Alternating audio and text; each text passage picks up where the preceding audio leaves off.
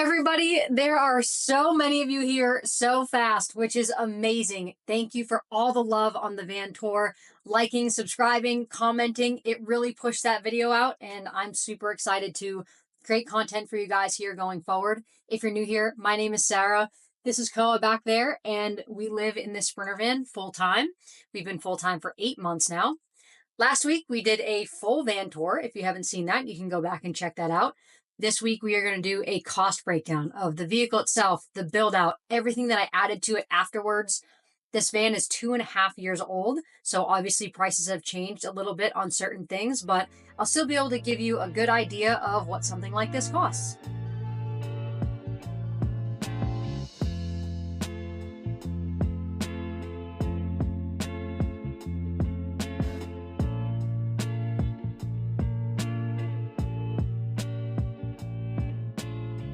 I bought the van directly from the Mercedes dealership back in October of 2022. So it was a brand new Mercedes Sprinter 2500 170 wheelbase, not the extended version, rear wheel drive.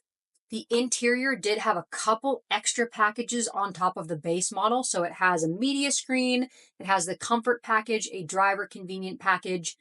The total cost sticker price for the van was $58,000. And then by the time I was done with fees, taxes, I paid Texas state that's a tongue twister. Texas state sales tax, which is 6.25%. $63,000 total was the cost for the van itself. It was empty. I took it and I brought it to Tommy Camper Vans out of Phoenix, Arizona, and they did the whole build out. Okay, let's talk about my build cost from Tommy Camper Vans. So they have made a ton of upgrades and changes since this build was done.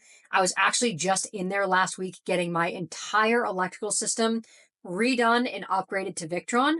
So I can't speak exactly to how their process is and what their prices are right now. But by giving you a breakdown of my build out, I can still give you a really good idea of what something like this would cost.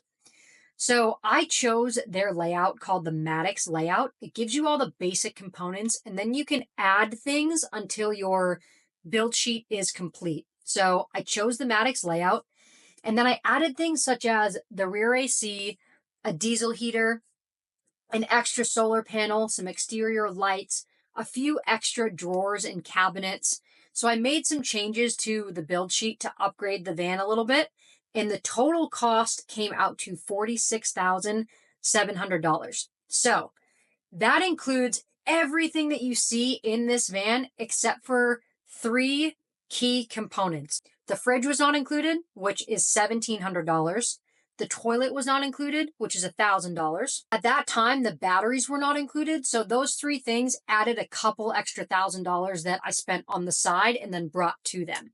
A couple bigger ticket items that really finished off my van build after I got it from Tommy Camper Vans. One would be my window covers. I got them from Living in a Bubble on Amazon. I do have an Amazon storefront. There are a ton of things in there from this van if you want to check that out. So the window covers cost me $270 for the windshield and driver and passenger.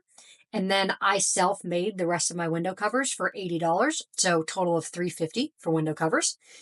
A headliner shelf. I highly recommend doing a headliner shelf. It gives you so much storage.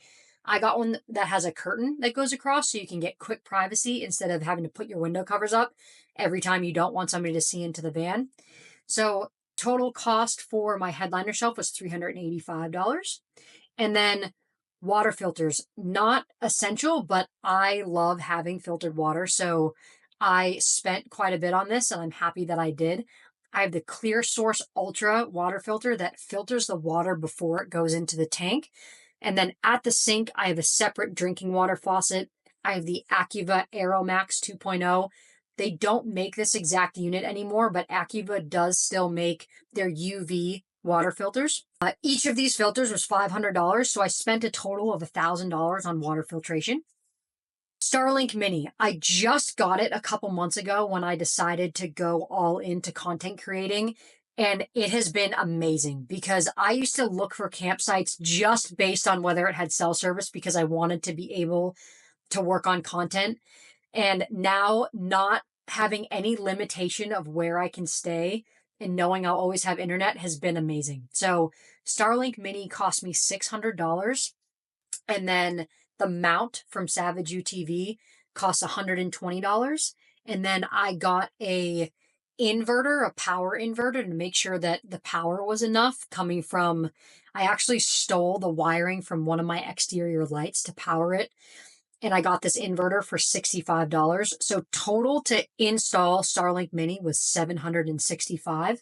All of that wrapped up the main components of the van. And then from there, it was just adding personal items and preferences, which can add up. So you have to think about things like storage containers and organization, cookware, decor. I added a lot of plants, some recovery gear. I chose to add a camera system, which I love, my bedding. So all of those things, I would say I spent about $1,500 on. All of that, from the vehicle to the build out to everything I put in this van, brought me to a final cost of $117,500. Now, I get asked all the time, how did I afford the van? How do I sustain van life financially? How did I even get here?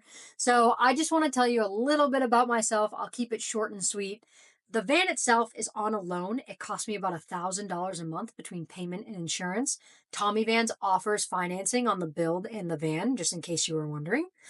Other than the van, I don't have any other debt. So I grew up in Boston, Massachusetts. I went to school in Boston at Northeastern University for business, and I went mainly on an ice hockey scholarship. Fun fact, I was a Division I ice hockey goalie.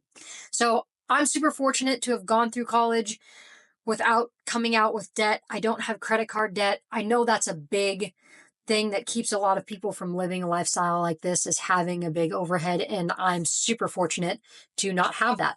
So after college, I worked various jobs. I stayed in the business field for about 2 years, and then I didn't want to do business anymore. So I moved to Austin, Texas, which is my home base now.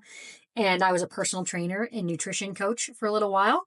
And then most recently, before I got on the road, I was a ranch hand. I was learning how to drive cat equipment, big dump trucks and skid steers and stuff like that. Pretty much a master at a chainsaw at this point. So that was super fun. It was all manual labor. I did that for about a year, and I saved up $20,000 back in July and hit the road full time. So I have been living off of just this savings for the past couple months while I build up content creating. I decided I went dark for a couple months and just kind of settled into van life. And then I decided that I want to do content creating full time. So I am in startup mode. I am learning all this from the ground up. I was the person that never took their phone out to take a picture or a video of anything. So this is very new to me. So I appreciate you guys' patience as I kind of navigate the learning curve here. So yeah, I'm just living off savings. I'm in startup mode. I'm putting all my time and energy into building a career as a content creator. So all of you that are here, thank you so much. You're here at ground zero with me, which I really appreciate. Now, I'll tell you a little bit more about myself as these videos continue. I'm sure you'll learn a lot about me, but we'll leave it at that for now. Next week, we're going to do a video on my electrical system. I'm going to tell you all of the things that I wish I knew about van electrical before I got a van, and all the things that I learned, because I think it's going to be super helpful. Like I said, I did just get my whole system upgraded, so we're going to go through that. Other than that, thank you so much for joining us this week, and we'll see you next week.